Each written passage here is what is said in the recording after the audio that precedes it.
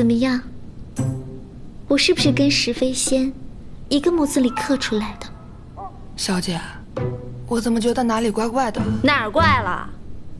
我这头发、这衣服、这妆，还有这兰花指，不都是在学他吗？嗨，小姐，你这是大蒜硬开花，非要装水仙。要我说，你还是换回来，瞅着怪吓人的。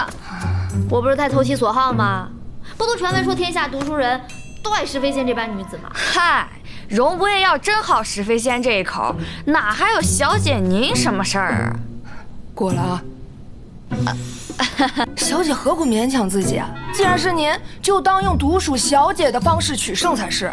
就是，要我说，咱们就把容伯爷给捆了来，想问什么问什么，小姐说服，咱们看着也爽快呀！哈哈，这方法好啊！有了，咋了？真要保人啊？我是这么无脑的人吗？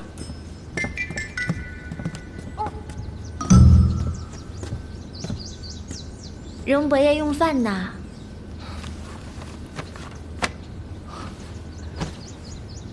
正如将军所见，若将军有事的话，不如待到午饭之后再说，可好？眼下正好。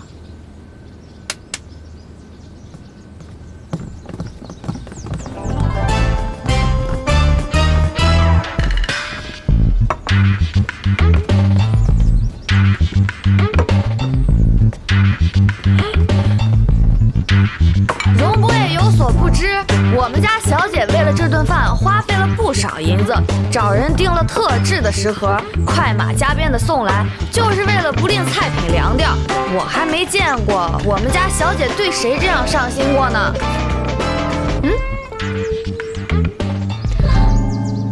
伯爷公务繁忙，吃得简陋可不行。来，都尝尝，看看合不合胃口。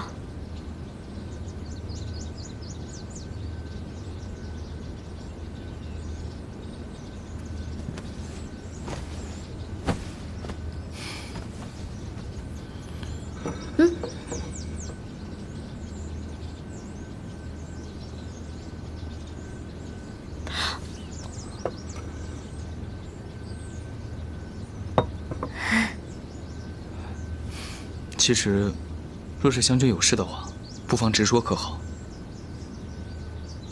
没有什么事啊，就是想念伯爷，想关心伯爷，赤诚之心耳。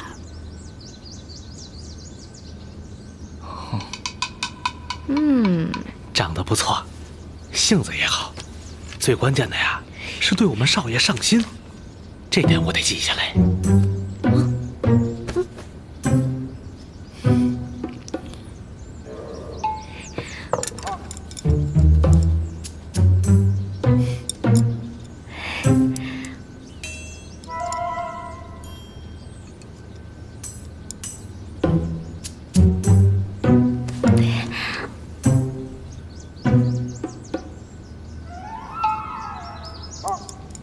鲈鱼一次，腊肉2次，藕夹1次，蹄筋儿碰也没碰，下次不做这道。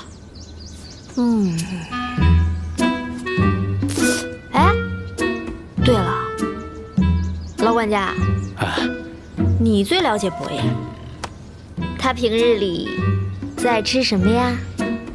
惠小姐，正是中间这一道。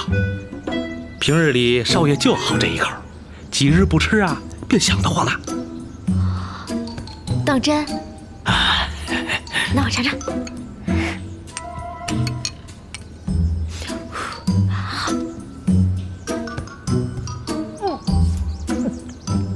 这是什么东西？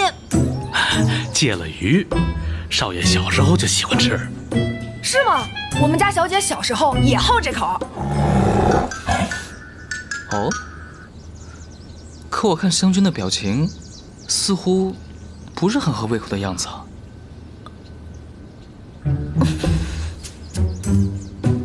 怎么会呢？我很喜欢吃。如此甚好。